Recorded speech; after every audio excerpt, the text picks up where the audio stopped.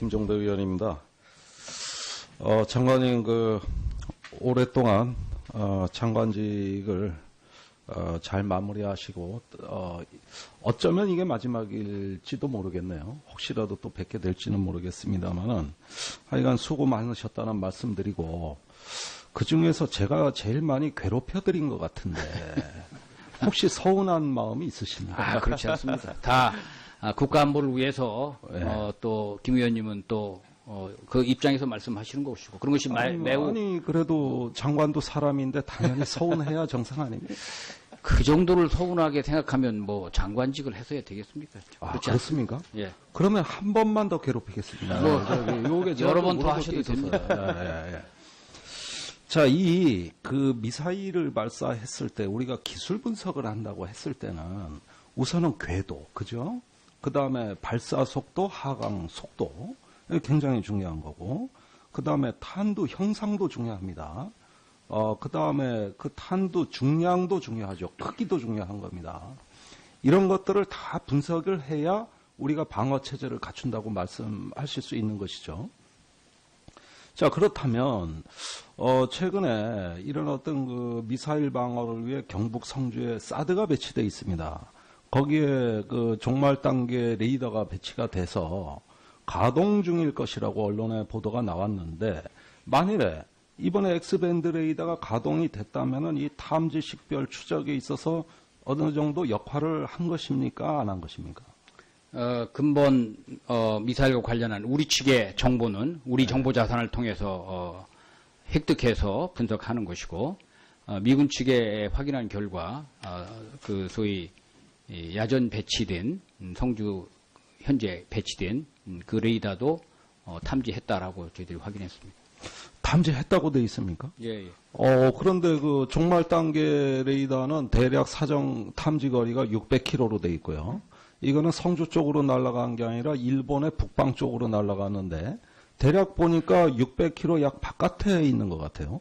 어떻게 탐지했을까요? 저희가 그 탐지 거리를 600 내지 800km라고 지금까지 말씀드리지 않았습니다. 네. 예, 그래서 그 얼마나 어느 정도 수준에서 이 탐지인지는 몰라도 그것이 탐지했다라는 보고를 제가 받았습니다. 근데 이것은 한미가 공동 운영하고 정보 공조를 하기 위해서라면은 들었다 이 정도는 좀 미흡한 것 같고 그러한 정보를 실시간은 아니더라도 우리 KM-셀이라든가 K2-셀이라든가 여러 어떤 그 정보 공유할 수 있는 시스템이 구비되어 있는 만큼 당연히 공유할 수 있었던 거 아닙니까? 예, 제가 구체적으로는 확인은 안 해봤는데 앞으로 이것이 분석하는 과정에서 그 탐지한 정보가 얼마나 유용한지는 아마 실무자들이 기술적으로 검토를 하리라고 봅니다. 아니 그러니까 국가가 죽고 사는 문제라 그랬고 이 사드 배치가 그렇게 중요한 문제라 그랬는데 그것을 확인해 보아야 된다는 건 좀 이해가 안 가요. 이런 부분에 대한 전략 자산의 배치와 운영은 장관님한테도 초미의 관심사항 아닙니까? 관심사항입니다. 그런데 왜 그런 것들? 그러니까 그런 분석은 현재 우리도 여러 탐지 자산이 분석을 했지 않습니까? 자료를 획득했지 않습니까? 그것은 이제 관계기관에서 지금 분석하고 있죠. 구체적인 아까 말씀하신 우리 그린파인 레이더라든가 우리 탐지 자산들은 X밴드 레이더에 비해 가지고 상당히 부족한 성능들이 많이 있습니다. 특히 미국이 가장 자랑했던 X밴드 레이더는 탄두의 형상까지도 식별해낼 수 있는 극초단파, 이게 센티미터 단위로 식별을 한다 그랬기 때문에 여기서 지금 하강 속도가 얼마냐, 탄두 형상이 어떻게 돼 있느냐, 이게 가장 핵심 기술적 분석이라면은 당연히 X밴드 레이더의 데이터가 중요한 거 아니겠어요? 그런 걸 통해 가지고 상당히 높은 수준의 판단을 할 수 있는 거 아닙니까? 아마 그런 과정이 진행 중이지 않을까 이렇게 생각을 합니다. 그러니까 어디서 그렇게 들으신 거지 확인하신 건 아니죠? 시간이 좀 필요한 것입니다. 우리가 이 분석을 정밀하게 하는 그런 과정들이 있기 때문에 그렇게 이해하시면 될 것 같습니다. 그렇게 이해를 못하겠으니까 문제가 되는 건데요. 이런 어떤 그 자산의 운용에 대해서 그동안에 한미 양국의 국방 당국이 얘기했던 뭔가 굉장히 높은 수준의 대비 태세라고 얘기해 왔던 것과 지금 장관님 말씀은 약간의 간격이 느껴진다. 저는 그 이유는 차차 파악을 하겠습니다.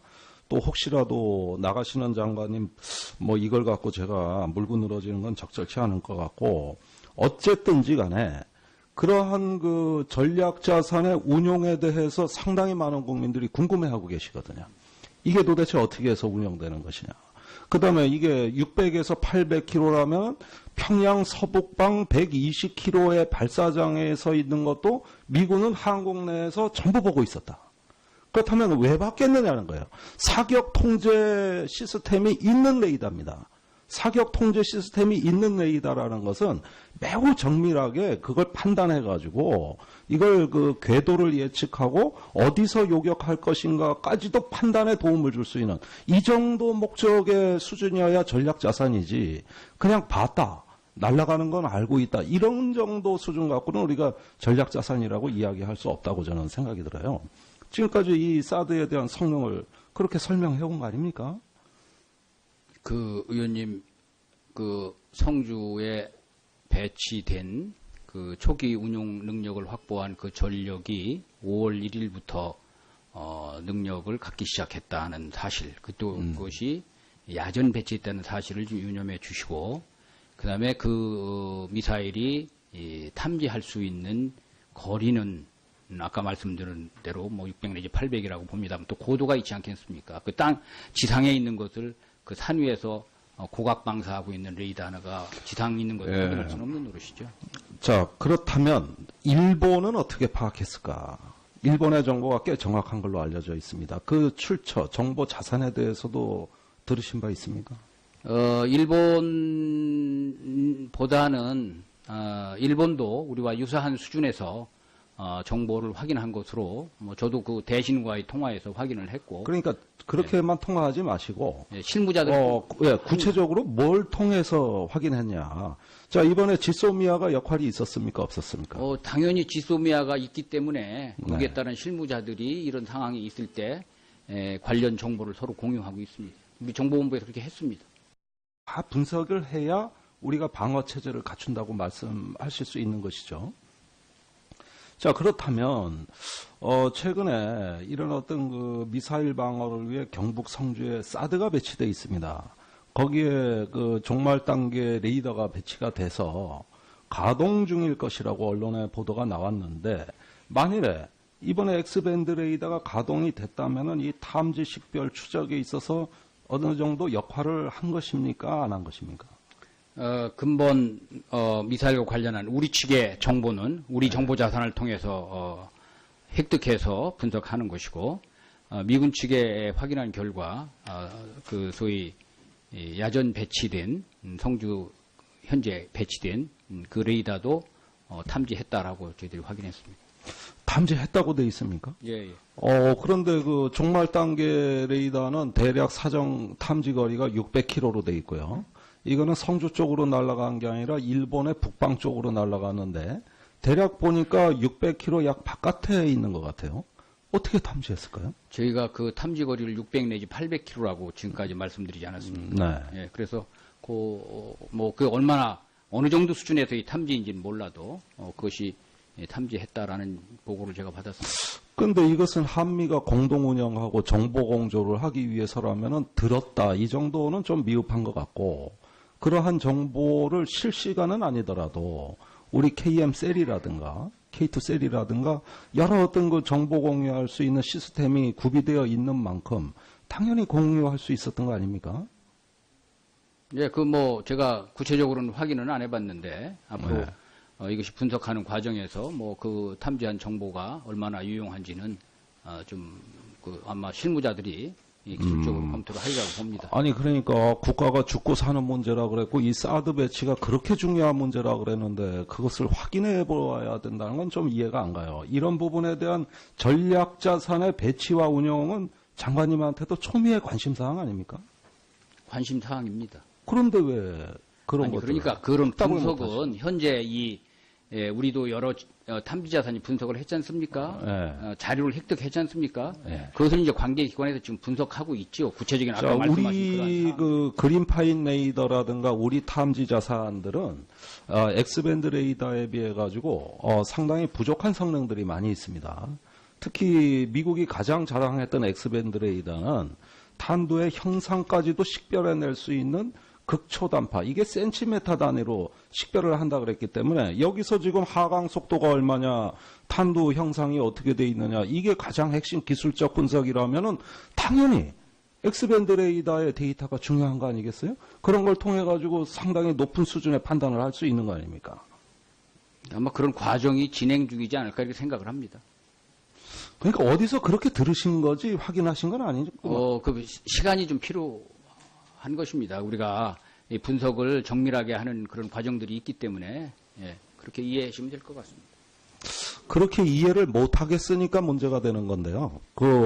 이런 어떤 그 자산의 운용에 대해서 그동안에 한미 양국의 국방 당국이 얘기했던 뭔가 굉장히 높은 수준의 대비 태세. 김종대 의원입니다.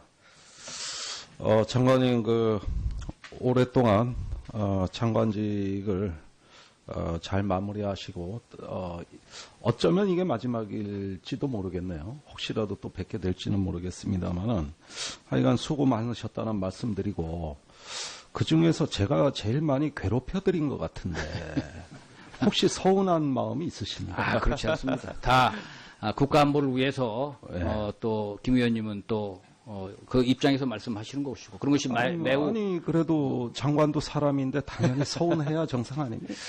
그 정도를 서운하게 생각하면 뭐 장관직을 해서야 되겠습니까? 그렇습니까? 예. 그러면 한 번만 더 괴롭히겠습니다. 요게 여러 번 더 하셔도 됩니다. 자, 미사일을 발사했을 때 우리가 기술 분석을 한다고 했을 때는 우선은 궤도, 그죠? 그 다음에 발사 속도, 하강 속도. 굉장히 중요한 거고, 그 다음에 탄두 형상도 중요합니다. 그 다음에 그 탄두 중량도 중요하죠. 크기도 중요한 겁니다. 이런 것들을 다라고 얘기해 왔던 것과 지금 장관님 말씀은 약간의 간격이 느껴진다. 저는 그 이유는 차차 파악을 하겠습니다. 또 혹시라도 나가시는 장관님 이걸 갖고 제가 물고 늘어지는 건 적절치 않을 것 같고, 어쨌든지 간에 그러한 그 전략 자산의 운용에 대해서 상당히 많은 국민들이 궁금해하고 계시거든요. 이게 도대체 어떻게 해서 운영되는 것이냐. 그 다음에 이게 600에서 800km라면 평양 서북방 120km의 발사장에 서 있는 것도 미군은 한국 내에서 전부 보고 있었다. 그렇다면 왜 받겠느냐는 거예요. 사격 통제 시스템이 있는 레이더입니다. 사격 통제 시스템이 있는 레이더라는 것은 매우 정밀하게 그걸 판단해가지고 이걸 그 궤도를 예측하고 어디서 요격할 것인가까지도 판단에 도움을 줄 수 있는 이 정도 목적의 수준이어야 전략 자산이지 그냥 봤다. 날아가는 건 알고 있다. 이런 정도 수준 갖고는 우리가 전략 자산이라고 이야기할 수 없다고 저는 생각이 들어요. 지금까지 이 사드에 대한 성능을 그렇게 설명해 온 거 아닙니까? 그 의원님